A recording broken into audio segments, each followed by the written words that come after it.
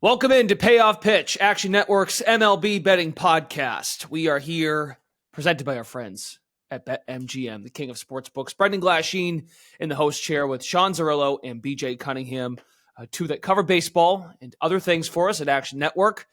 We've got a lot to get to. It's another division preview. In this one, we're going to discuss the NL Central. And joining me, we've got BJ and Sean. So we've already got some previews out there. If you're just hopping in, getting your feet wet again in the baseball time of year on the diamond, AL East, NL West previews out there from last week. So you can go check those out wherever you listen to your podcast. We have a long shots episode and an opening day preview that are coming. So be ready for that. During the season, Payoff Pitch will have best bets episodes on Mondays, Tuesdays, and Friday mornings. You can get those just before the noon Eastern hour. Those will be out, ready to go. Get ready for the slate, etc. That's coming once the season starts. And our 2024 Player Props episode is also available now. You don't want to miss any of our coverage during the baseball season, so please subscribe to the podcast wherever you listen. Also, a 5-star rating and review. We greatly appreciate it. Negative, positive, so be it. 5 stars are great. If you're watching, we do have a video version on our Action Network YouTube channel. That's helpful too. If you want the video version, want to look at our mugs and really get a sense if there's conviction behind what we're saying, because sometimes audio doesn't do it justice. Find us there, Action Network YouTube. Subscribe to the channel and like the video if you like the content or don't like it. That can go either way. All right, gentlemen. BJ, I'm excited to talk to you again. It's been a bit. NL Central, St. Louis Cardinals and Chicago Cubs. It seems those two teams are the two co-favorites based on the numbers. St. Louis Cardinals at plus 175 at BetMGM. The Cubs at plus 200. Sean Zerillo, why don't you start us off? A general opening thought on this division. Am I wrong in saying the odds? Are the odds incorrect that the Cardinals and the Cubs are the two teams to pay attention to maybe win the division? Well, I think any of these teams can win the division. Ultimately, if you look around the projection market, basically everybody projects everybody in the division to win between 75 and 85 games. There's a very high floor, but also a very low ceiling on all of the teams in this division, including the Pirates. Projections, I think the Pirates can win as many as 78 games this year. And obviously that's just a projection, which means they can exceed that and potentially be a wild card team. Depends how early Paul Skeens comes up. We'll talk about that later. But yeah, I think this is a massive division. There is a team that I like at longer odds to come out on top here, not the Cardinals or the Cubs. But in terms of the Cardinals, just starting it off, I do like this team to go under. I think this team is old. I think there's downside here. I think there's a potential if they're out of it, they trade Paul Goldschmidt. And a lot of their season, I should say they raised their floor relative to last year, right? There's no more Dakota Hudson here. RIP. He's now in Colorado. Best of luck with that, Dakota. Greatest to ever do it. Dakota Hudson, 38-20 with a 3.84 ERA.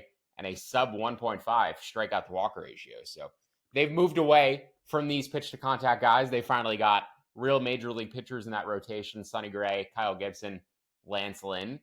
Ceiling kind of capped on all three of those guys, but they do raise the floor of the team. Should give them innings across the season and just have less below average pitching coming out of your rotation, as I mentioned, with guys like Dakota Hudson. But that said, these guys still have injury concerns and home run issues, and they're older. They're all 36 years old and above. And I'm not sure how old Sonny is, but Sonny's already banged up. Sonny Gray. Sonny's 34. Sonny Gray is 34. Over 36. Yeah, everybody in the rotation is 35 or older, 34 or older, except for Liberatore. In terms of their lineup, Goldschmidt, as I said, free agent could trade him if they're struggling, but they need to get guys like Mason Wynn, who will be their opening day shortstop, and Victor Scott, who's been impressive in spring training with his speed. That's the direction the game is going, speed and defense. And this is a team who has been a great defensive club in the past, continually overperform projections due to their defensive value. And last year they were a bad defensive team. And frankly, this year they don't project as a particularly good defensive team either. Nolan Gorman at second base. Still don't really have a true center fielder. I don't think Dylan Carlson is an actual center fielder, not having Bader there anymore, just locking down an elite center field. So yeah, this team has sort of changed its identity in recent years. They've gotten much older and they need bounce backs from Arenado and Goldschmidt and, production from these starting pitchers to make the playoffs, be in a divisional run. I don't see anything better than like a number 3 starter in that rotation. Number 4, it's a bunch of number 4s. And Sonny's hurt. So yeah, under on the Cardinals. I make them 81.5. Projection market them has them between 83 and 85. So under 85.5 or 85 for me, about 3 wins lower than my projected number. That is where, or higher than my projected number. That's where I'd bet it down to. 85 would be my lowest on St. Louis. And beyond that, I think there's other ways to play this division. Okay. BJ, it's very Red Soxian what the Cardinals are up to. As far as it's a bridge year for the Cardinals. It feels all right. We'll go out and get some of these arms and see if we can piece it together. Like Zerillo said, 8 innings, home run problem, and 2 big bats in the middle of that order with Goldschmidt and Arenado. Where are you at on the Cardinals? Are they deserving favorites, or are you like Zerillo? Are you? I'm like Zerillo. Generally, I think this division is completely wide open. As we'll get to further in this one. The Cubs are an interesting team to say the least, and how the market perceives them versus how the projection market perceives them. There's actually a pretty significant gap in terms of them making the playoffs, winning the division comparatively to how the market has them. The Cardinals, like Sean said, they're just old. That rotation can fall apart in an instant, and once it does, then they're completely vulnerable. Pirates are obviously very interesting with their lineup and their bullpen that they have, but starting pitching is a question mark for them. But the team that I'm going to target here, and I know Sean's going to talk about them later as well, is the Brewers. Over 77.5 wins. I think that the market is completely soured on this team because they traded Corbin Burns. This is a team that won 92 games last year. If you look at, they did overperform by about 2 wins, but generally should have won around 90 games.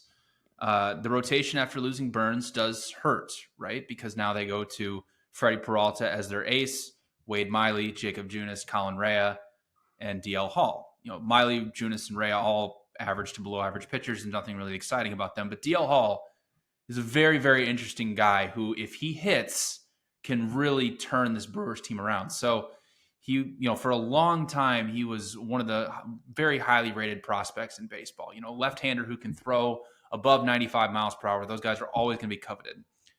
Last season, he came out of the bullpen for the Orioles because he obviously came over with the trade for Corbin Burns. Also, Joey Ortiz coming over as well is also interesting for them. His fastball is electric. Stuff plus on his fastball was 122 because he's in the 93rd percentile in terms of his extension, how far he can get to throw that fastball. So it makes it really difficult for hitters to actually face him when he can go that far and throw that hard and have that great stuff on it.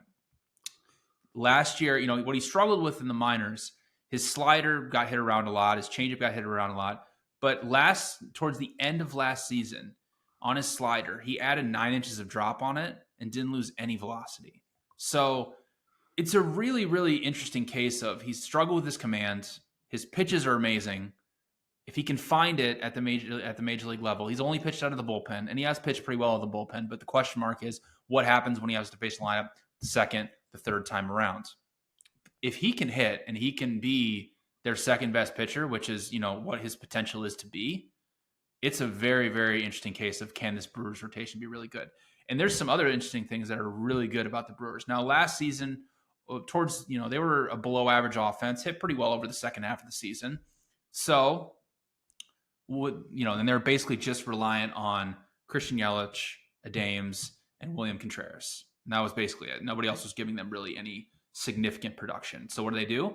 They go out and get Rhys Hoskins from the Phillies, who's obviously coming off a ACL tear. So, but when he was healthy, he was hitting 30, 27 home runs, then 30 home runs the year before that, around a 350 weighted on base average. Still a very good hitter, and he's already got 2 home runs in spring training.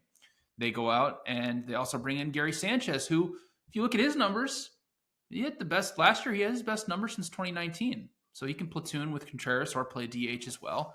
And they're bringing up their top prospect, Jackson Chourio, who is widely regarded as the 3rd overall best prospect in baseball and is going to play center field. So there is some exciting things about this Brewers lineup actually improving and becoming, not a elite offense, but at least becoming an average offense rather than being in the bottom half. And then the Brewers have an elite bullpen. Last year, they were top 10 in pretty much every category that you look at. They didn't lose really anybody significant. They still have Devin Williams, Holby Milner, Uribe, all of their good arms in that bullpen. And they were also the best defensive team in baseball last year. And that's not going to change either. So you have an elite team that's in their bullpen, elite team on defense, which we've known over the years can really propel teams to a really high floor. So if you have an average offense and you have DL Hall coming up and Freddy Peralta has a good season, there's no reason why this Brewers team shouldn't win, has a good chance to win the Central. So, and if you look at the projection market, everybody is high on the Brewers. Like, there is not anybody who's below 77.5 wins on them. You have people as high as 80, 82 wins on them. So I don't see this significant drop off going from 92 to 77 on the Brewers when, yes, they traded Corbin Burns, but they got better offensively and their bullpen is still elite. Okay, we'll get more in depth on the Brewers in a second because the team wedged in between them odds-wise, the Chicago Cubs, which, if I recall, they were a fun team to bet on a nightly basis in the second half of the season. They had a good run, almost got in the playoffs. They were in the thick of that wild card race. Craig Counsell goes from Milwaukee to Chicago. And speaking of defense, up the middle with Herner and Dansby Swanson, they've got a nice tandem there. We'll talk about their pitching, I'm sure, some young arms that have come alive. They got Bellinger back. That was a signing that was made just before we started doing these previews. How about the Cubs, Zerillo? I mean, they're not I can tell by what you said before, that's not your long shot team necessarily, but I'm sure there are ways that you can buy in on the Cubs because of their youth and their defense. So the projections want you to bet the under here. I would not, though. And, on paper, I like this Cubs team. They'd be the team I would pick on paper to win the division, not only in terms of their current roster construct, but I think also their willingness to add in season, their ability to flip prospects for major league hitters, or potentially bring up a guy like Pico Armstrong, who's immediately going to be one of the best defensive center fielders in baseball. You mentioned Swanson and Horner up the middle. I love Nico Horner as a player. I think Pico Armstrong is going to put up, defensive highlights every day. Once the Cubs eventually bring him up, he's going to be a very high floor caliber player for them. Bellinger overperformed to an insane degree last season. And I think there's a reason why the market for him was so soft.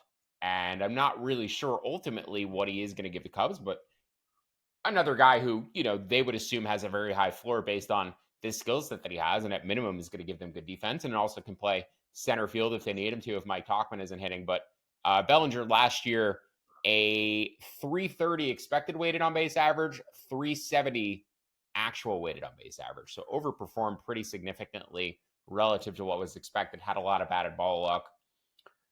I think Shota Imanaga is going to be a really good pitcher for them. If you were betting National League Rookie of the Year and Yoshida Abu Yamamoto did not exist, Imanaga would project as the next best pitcher in terms of win above rookie. Next best rookie in terms of wins above replacement in the National League. Jung Ho Lee is third. Seiya Suzuki had a major second half breakout for them. Finally seemed healthy since he came over from Japan. He was healthy for about a month during his rookie season, then got hurt, really struggled to stay healthy or get healthy again until the second half of last year. He was a 2.5 win player in the second half of last season. So I think Seiya due for a breakout, could be an all-star this season. I think Shota is going to be really difficult for hitters to adjust to or figure out, especially in the first half. That said, I think there's going to be days at Wrigley Field where the wind is blowing out, where Shota Imanaga is on the mound, and you want to be betting players on the other team to home run. I mean, just bet everybody on the other team to hit a home run, because he does have a fly ball problem, and he is going to give up dingers. But beyond that, they should be a lot of solo shots. They should be generating a lot of strikeouts. So I like this Cubs team on paper. As I said, though, the projections lean under. I project them at 82. The projection market has them between 81 and 84. If an 85 and 85.5 pops up before opening day, I would probably consider betting that under, but I need to wait for that number. It's the same price target I basically set on the Cardinals. I said I want under 85 or 85.5 on the Cardinals, no lower. I don't want anything lower than 85.5 on the Cubs, but the math says there is value on the under. The math says there's value on them to miss the playoffs. I just think there's some, in the betting market, there's some chance percentage being baked in that they're going to add to this roster before the trade deadline is over. So the Cubs on an upward trajectory, not a team I want to fade. The Cardinals seem like the team, who's trending towards that rebuild, where the Cubs are sort of entering their peak as a team and entering their next competitive phase. And who knows, maybe on certain nights, not every night, the ballpark might be helpful for Shota. Yes. Right? Yeah, it could be going the other way and blowing in. Absolutely. So yeah, a good guy to keep an eye on with the wind and the weather and the parks throughout the year, because I think there's a chance, like, he gives up 5 home runs in some starts and then goes, a few weeks without giving up any. All right. And I'm looking forward to Anthony DeBundo's Cubs system plays on Fridays when they play at 1 or 2 o'clock in the afternoon. Those were fun. We need more day baseball, just more day baseball in general. If the Cubs want to be America's team and just play day games all the time, they can definitely raise their profile and become more marketable. They've just become everybody's, daytime work betting team. So Chicago Cubs, you have that opportunity to expand your brand and become the most popular betting team in the country just by playing all your games during the day. As a parent, we should play all games during the day. All of them. That would suit your every game daily schedule. Yes, BJ? It really would. Yeah. It really would. If we could do that, that'd be great.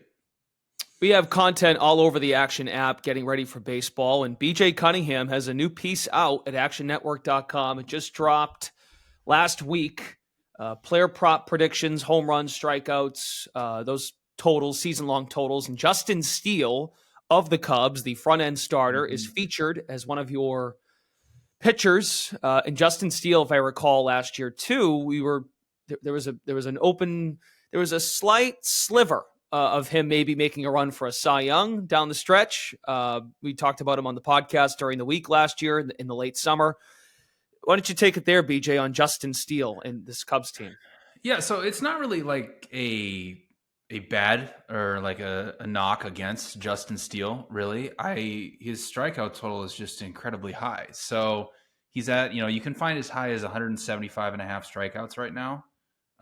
He hit, if you think about the level that he went to last season, he hit 176 strikeouts at basically a Cy Young pace for the entire season, right? So he's maintained over the last 2 seasons about a little over 9 K per 9 rate.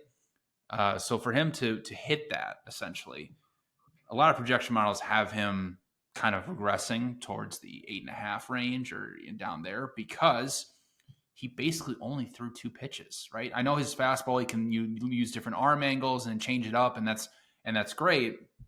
But basically only throwing a fastball and a slider is concerning for a pitcher, especially if you're a starter. Like, if you're somebody like Spencer Strider, who has, an elite fastball and elite slider, like you can get away with just throwing 2 pitches. But for someone like Steele, eventually he's going to get figured out a little bit and not strike people out at this incredibly high rate. So, a lot of these, and this is kind of just in general for this market of player season long, like strikeouts and everything, a lot of these pitchers, it's not going to be it's going to be very difficult for them to actually get to the numbers that are put out there just because of the amount of innings they have to throw, the K per 9 rates they have to maintain over an entire season. So, if you want to go read my article, you can read more about Steele and a lot of other guys. But, I generally believe that the market comparatively to what the projection systems have for a lot of these pitchers, Steele, Sonny Gray, a lot of these, a lot of pitchers included,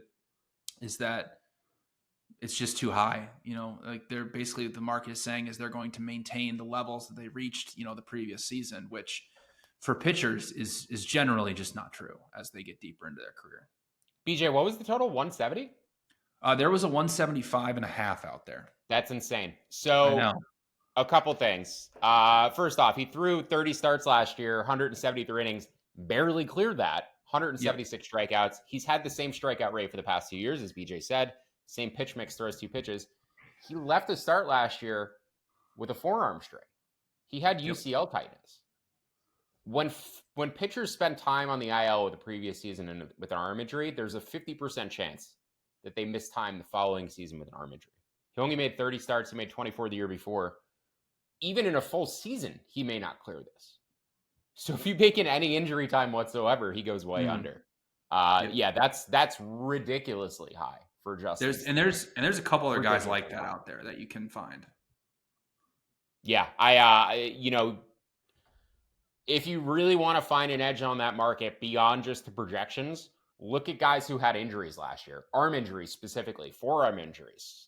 That's a pretty good indicator of who's going to have trouble the following season in terms of making their full allotment of starts. I think that number is too high just based on he only clears that if he makes a full season of starts and maintains the similar level. there's any different performance, if he misses any time on the IL, that goes under and you win your bet. So that's a tremendous edge, BJ. Really. Yep. So, and funny enough, that number is at BetMGM, Brendan. So great. If anybody would like to go bet it, you can go bet it at BetMGM, the king of sportsbooks. That number, other markets, it's coming down into the high 160s. So a number you'd want to grab sooner rather than later. For the best line. And just know, across 1, 2, 3, 6 different projection systems from Fangraphs. One Steamer has him getting 174 strikeouts and 31 starts. Everybody else has him between 139 and 166 in between 29 and 31 starts. So, like I said, if he misses 4 starts with an injury, there's no chance he clears that number. If he misses 2 starts, he probably doesn't get there either. All right, let's go to the Brewers. I'll go to Zerillo first because BJ gave some thoughts on the Brewers already. The absence of Corbin Burns. The Brewers, good note here, the Brewers have cleared their win total in 6 of the last 7 full seasons, so that acknowledges the 2020 shortened season. This is their lowest win total, though, since 2017. The Milwaukee Brewers at 77.5, which is what the theme was when we introduced the segment, introduced the division. These teams are all cluttered together. So where are you at on the Brewers, Zerillo, with no Corbin Burns in the rotation?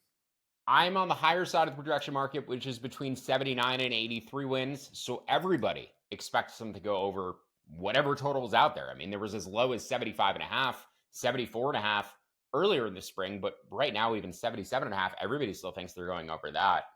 This is my favorite win total bet, probably of all win total bets on the board this year, any division. Brewers over 75.5. This is a 500 team. And even if they trade guys, even if they trade Willy Adames, I still think this could be a 500 team. They've got guys in the minors, and Joey Ortiz might start on opening day for them, but even Tyler Black, guys who aren't on their top prospect list, who I think are going to come up and give them contributions offensively this year. This offense is improved, and this position player group is improved. And even guys like Joey Wiemer. Joey Wiemer has tons of tools. Just hasn't figured out how to put the bat on the ball yet, but has the power, has the speed, has the defense. If he figures out the contact skills, Joey Wiemer is going to be an all-star. So there's a lot of skills there that the Brewers have on this roster. BJ didn't mention Sal Frelick, but I think he's a really high floor outfielder for them. A lot of contact from him. So they kind of have these interesting pieces that they haven't really had in the past. I mentioned Tyler Black briefly, but he put up great numbers in minors last year. Not on their top prospects. There's just going to be contributions from this Brewers offense that you haven't really gotten in the past. Very dead offensive team typically. Obviously, the rotation is scary. That's not what I'm focused on because that's not what the Brewers are focused on. They're focused on that bullpen and managing the end of games and getting slight leads. And the more I've thought about it, I actually kind of like Pat Murphy as their new manager. One, there's continuity there, being Council's bench coach. But 2, this is a guy who had previously managed in college and is used to pulling pitchers in and out of the game very aggressively and, managing his team like a collegiate team. And that is almost what the roster build that this Brewers team has. They're built like a college baseball roster. So I like the Brewers quite a bit, not only in terms of going over their projection, but also to have a chance to win this division. The average projection, I want to be very clear, the average projection, again, of all those projections that have them winning between 79 and 83 games, they would put their divisional odds at plus 470. You can get double that number out there right now. And based on the higher end of the projection market, which is where I am, their odds should be closer to about 20%. So roughly plus 400 on Milwaukee. Again, you're getting 10-1, 9-1.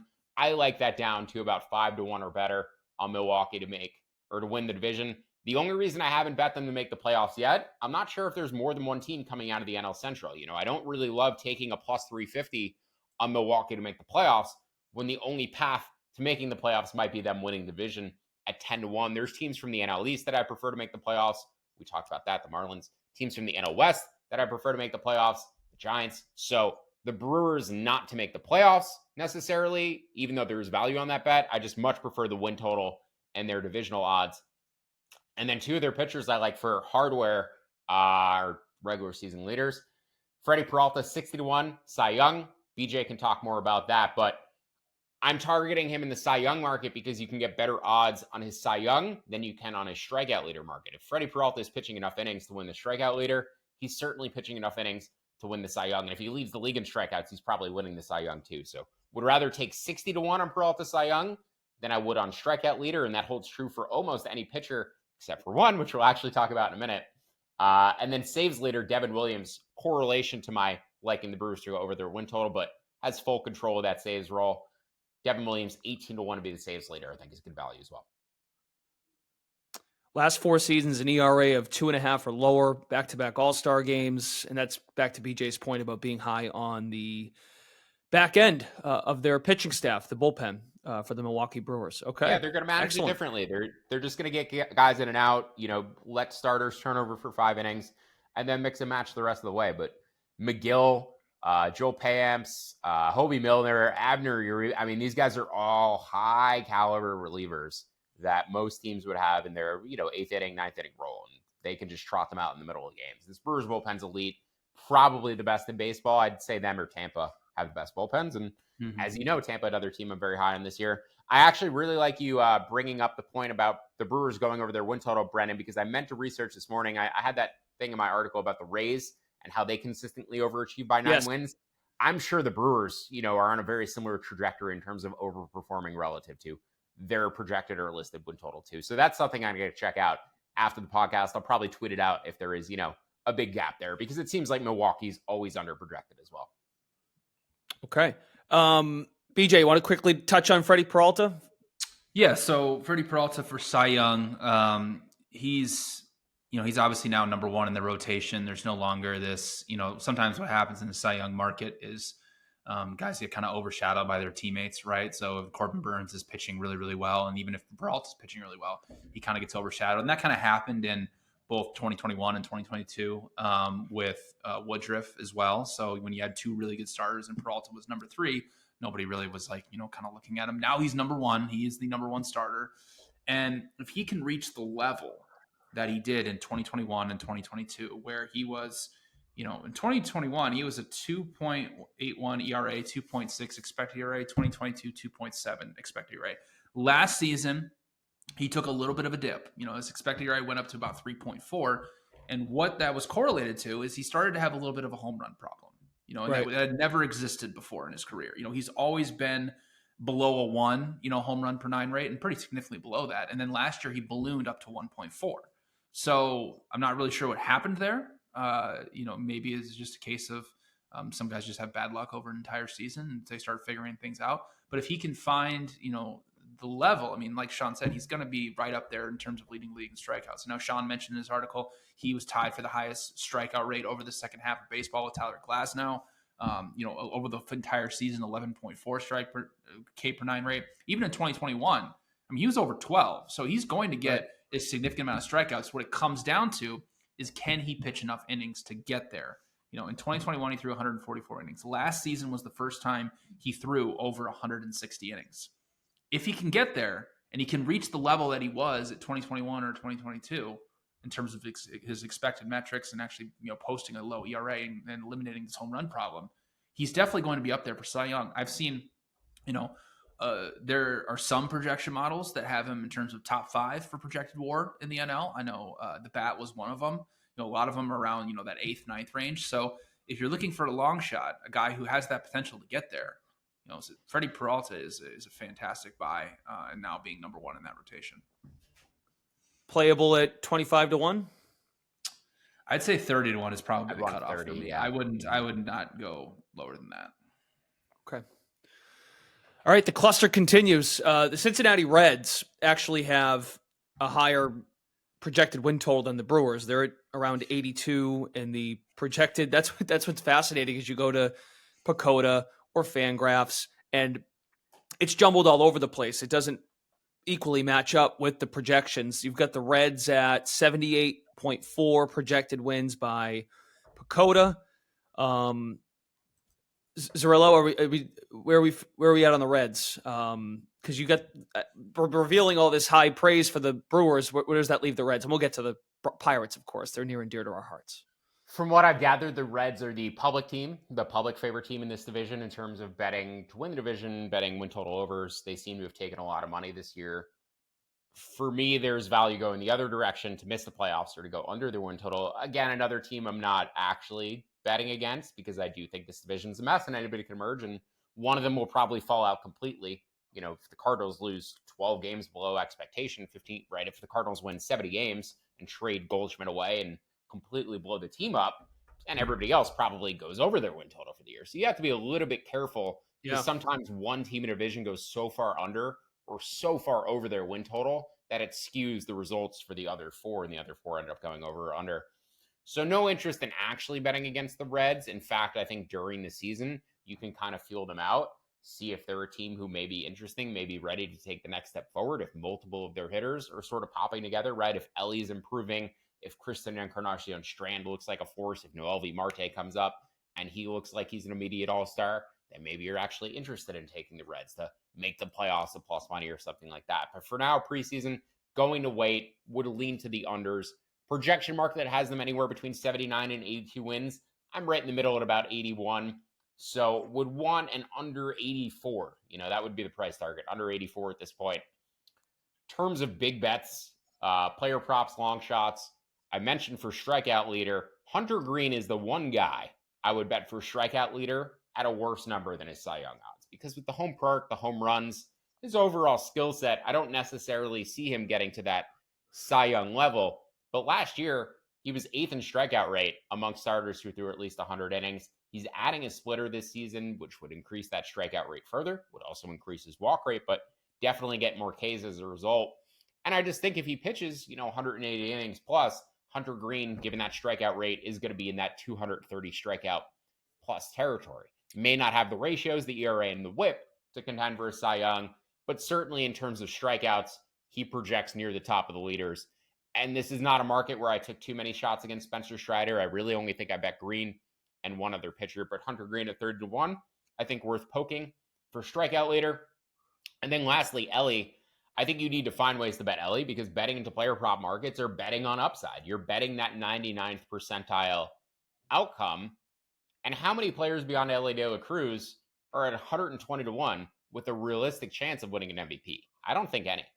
The upside on this guy is like very few have in baseball. I mean, there's a club for me with Acuna and Julio Rodriguez and Bobby Witt, and I think Ellie is the only other guy I would put in there. Apologies to Corbin Carroll, but I don't think Carroll has 30 plus, 35 plus home run potential.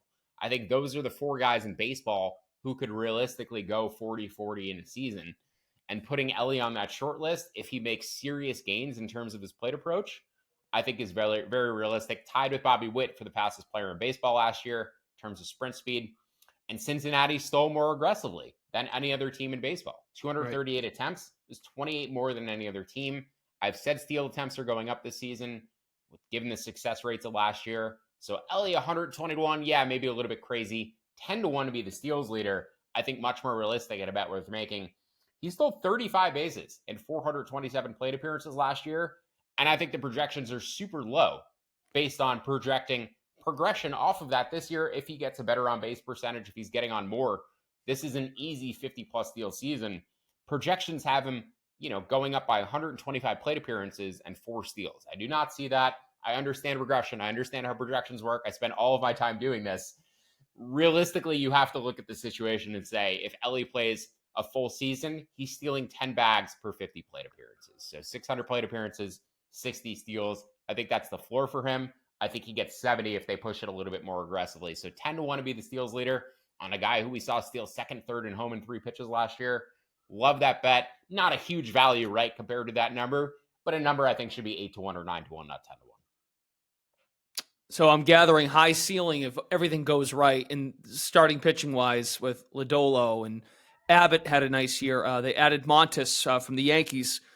Abbott is so strange because Abbott has nothing about his projections, his stuff, the numbers that really says he should be as good as he is. But for whatever reason, he seems to defy it. You're just going to have to kind of accept with Andrew Abbott, unless we see this year that he completely falls apart and kind of falls back to what we would expect based on the projections and the stuff plus. I think Abbott might just have to be a guy that we accept is going to defy the projections. So a really weird pitcher, but definitely worth keeping an eye on throughout the season, because I think he's just going to be one of those guys who tends to overperform what you expect. BJ, is this an individually driven team, maybe a nightly team throughout the year, or is there a season-long look on the Reds that you have? Yeah, I mean, I'm with Sean. I'm not really interested in, betting their win total under because of the potential that they have on this roster and where they can get to. The question marks that surrounded them last season is they were the second worst bullpen in baseball and one of the worst defensive teams.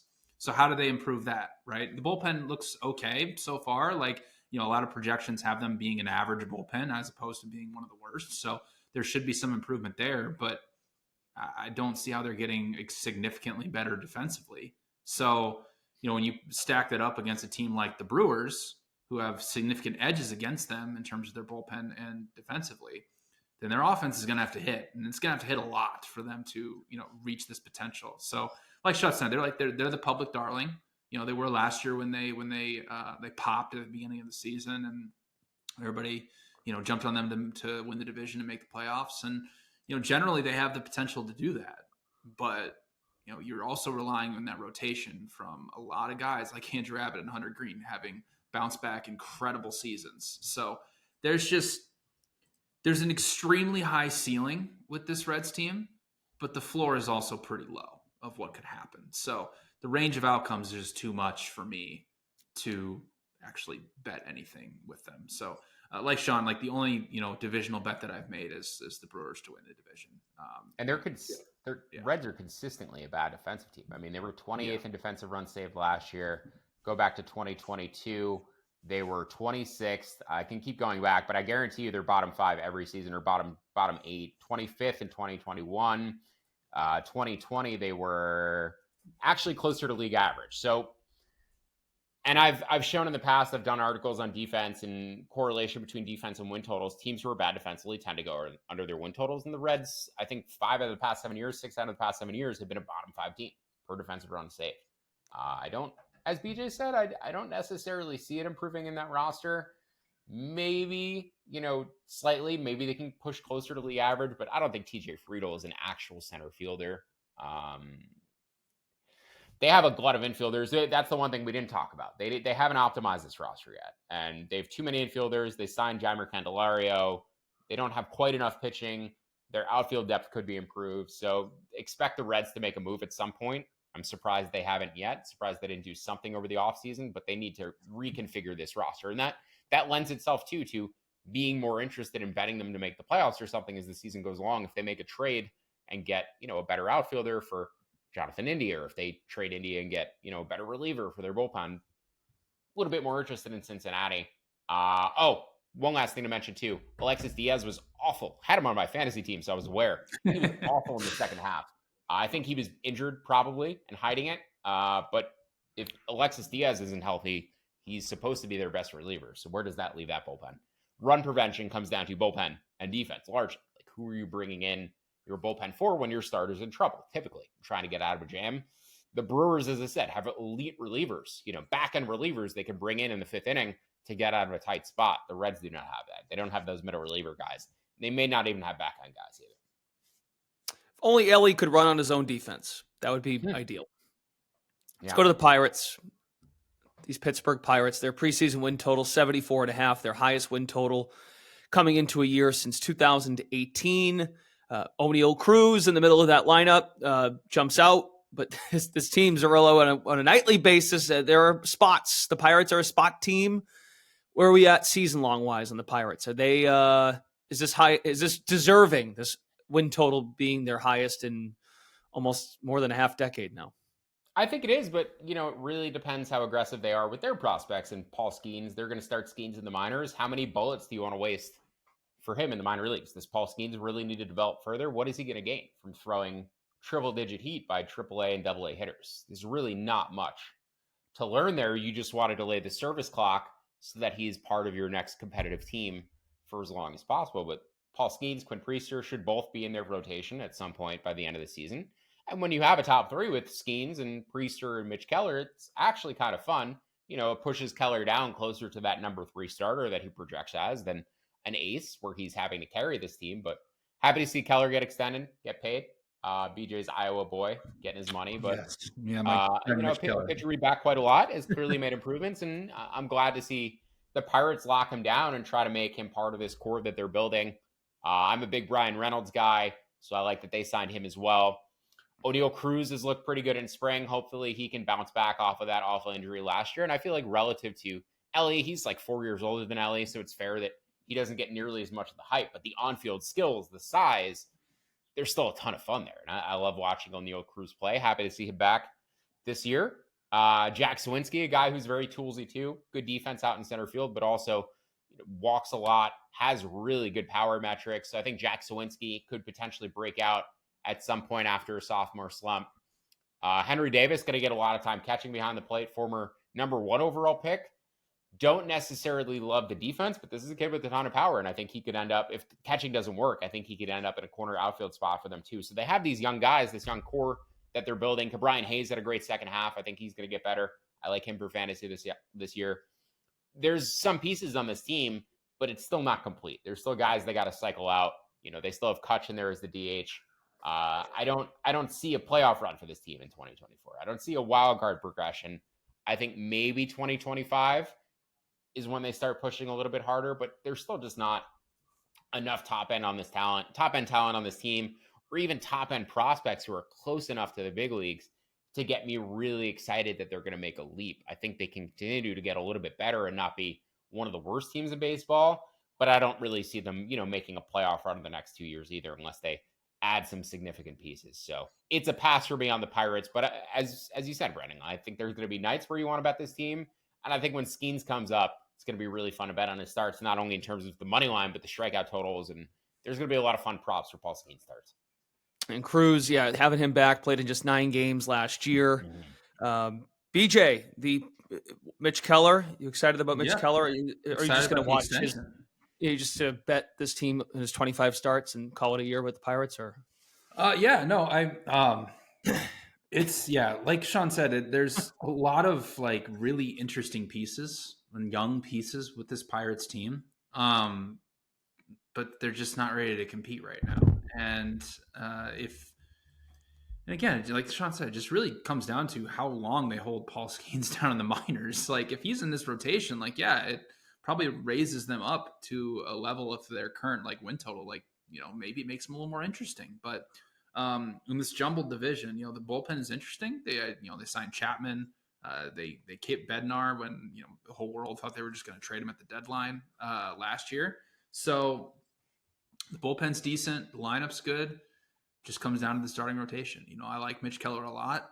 He had a great season last year, but the previous seasons beyond that were not that great. So if he continues his progression, he's going to be, like Sean said, second, third end starter in this rotation. But if he regresses at all, and you look at the other guys they have in this rotation, it's bleak. So that is where things go wrong for the Pirates if you're wanting to pinpoint something on their season. So no interest in taking the win total, no interest in taking them to win this division, but they will be an interesting team to bet on a nightly basis. Maybe we can get some more.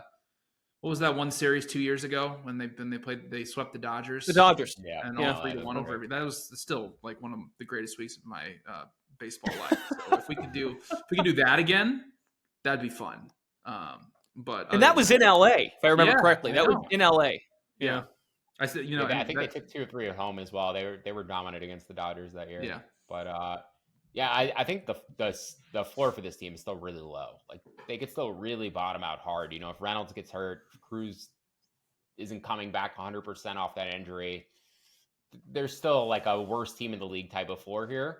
But obviously the pieces, the stars are starting to get there where they were in the past. So it's very Skeens dependent, and I'm excited to see Skeens in the big leagues. It's very reminiscent of when Strasburg was drafted and came up. It was like you were waiting the whole season for Strasburg to get the call. I believe he made his debut against the Pirates, ironically. But yeah, I'm really excited to see Paul Skeens. I would not bet him though for NL Rookie of the Year. I don't think he throws enough innings. And as I've talked about with Yamamoto and Shota Minaga, I think it's a very high bar for him to clear against guys who should be pitching a full season. So sorry to your Skeens Rookie of the Year bettors, but I think he gets like 6 to 8 starts in the minors, and the Pirates kind of killed those chances. A quick heads up, the great state of North Carolina officially launched sports betting on Monday, March 11th. We are recording on the 12th, so good for you, Tar Heel State. Welcome to the show. Take advantage of the best sign-up offers across every sports book. You can find a link to every one of those offers in the description of this episode.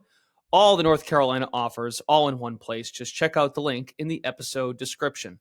As we conclude each of our division previews, let's go rapid fire. I'll let Zerillo go first, then BJ, a win total you're high on in this division, stat leader or award bet or both, and then a best bet. And then we'll get on out of here. Go ahead, Zerillo.